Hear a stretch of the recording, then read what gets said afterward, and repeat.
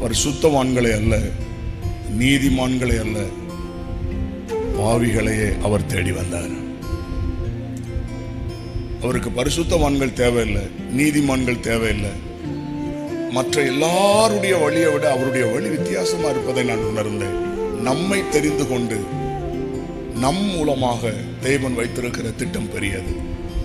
அநேக நேரங்களில் நம்ம என்ன நினைக்கிறோம்னா, என்ன கொண்டா நானா, என்ன கொண்டு கர்த்தர் என்ன செய்ய முடியும், அப்படிதான் நம்ம யோசிக்கிறோம். ஆனா அவர் நம்மை கொண்டு வைத்திருக்கிற திட்டம் தான் பெரியது. ஒருவேளை படிப்பறிவு இல்லாம இருக்கலாம், ஒருவேளை எதிர்பார்க்கிற பின்னணியும் இல்லாம இருக்கலாம். ஒருபோதும் நீங்க நான் ஒரு வேஸ்ட், என்ன கொண்டு கர்த்தர் ஒன்றும் செய்ய முடியாதுன்னு மட்டும் நினைச்சிடாதீங்க.